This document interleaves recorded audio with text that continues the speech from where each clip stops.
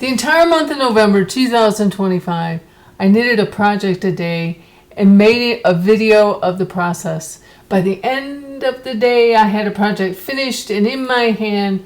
From a massive amount of video footage that I shot, I was able to construct a 1 to 2 minute video with no narration and a little music in the background. Here's what I learned. Making daily produced my productivity.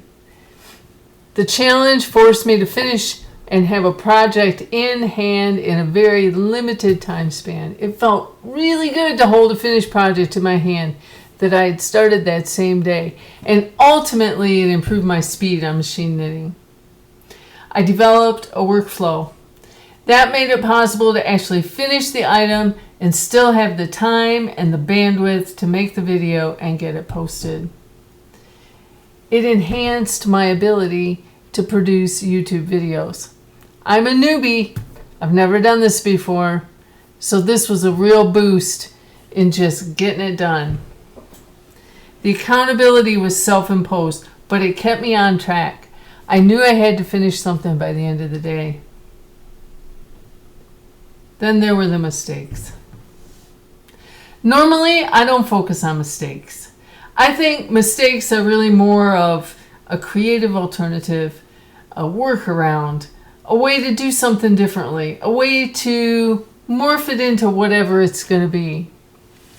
But honestly, I really didn't think you wanted to watch me pick up 20 drop stitches on a knitting machine. There were lots of times when the vision of the project really didn't display itself in the finished project.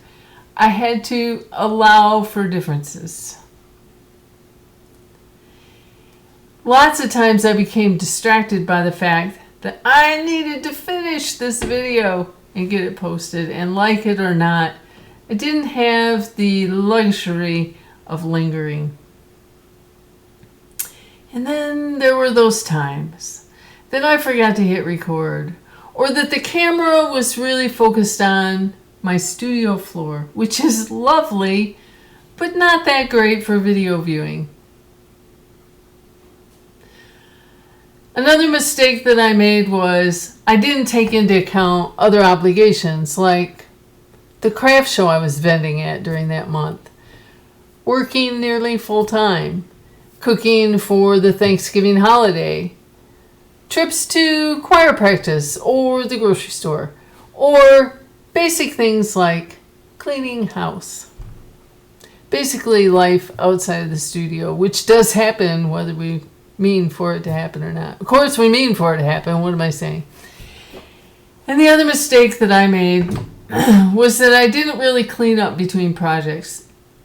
By the end of the video production phase of the 30 days, my studio and the clutter was pretty darn awful. It really was. What were the surprises? I think I've mentioned I enjoyed holding that finished project at the end of my effort. The deadline, even though it was self-imposed, kept me moving. I didn't procrastinate. Even when things weren't going well. I didn't just give up, although I did have a couple of temper tantrums in the process. But I didn't give up. I established that routine of shooting a video and producing it. Great push. Idea, reality. That felt good.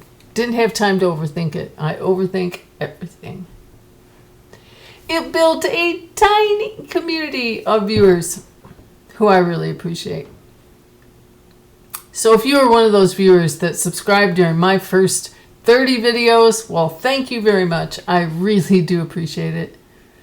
I realized how much I enjoy certain processes. This was a surprise. Like knitting Fair Isle on that machine behind me.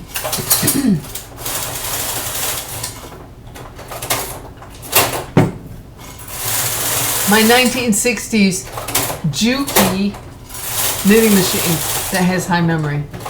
It's a fine machine.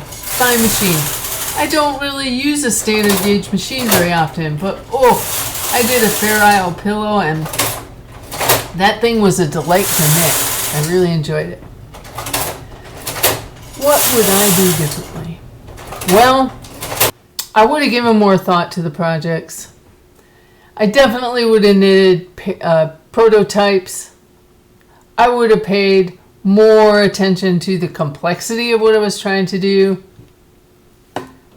knowing that I had an end goal of a video in mind. I see the value of swatches and checking gauge, and I definitely would do a little more tidying up between projects. Well, what's next?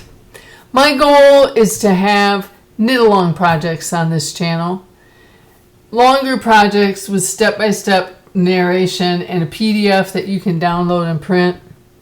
I would love to include some videos on machine restoration and maintenance. I absolutely adore getting old machines that aren't working and making them functional, making them usable, putting them back into service. And I would enjoy getting this community that we are building to getting challenges in that community that get you knitting, that get you producing, that get you over the things that you're afraid of. Because it's really rewarding. I think it would be great. Finally, my question goes to you. What would you like to see turned into knit-alongs? What would you like to do as a group? What would you just like somebody to walk through step by step by step? Please tell me. If there were any projects that I did that you would like to see broken down into step-by-step videos, I would really appreciate knowing that. You can leave your answer in the comments. Thank you so much for engaging with me on this 30-day challenge that I just finished. Your support, your comments, and the encouragement, it was priceless and amazing. Thank you for liking and subscribing to this channel. It helps me get found by other knitters who are looking for that community. I do hope you have a great day.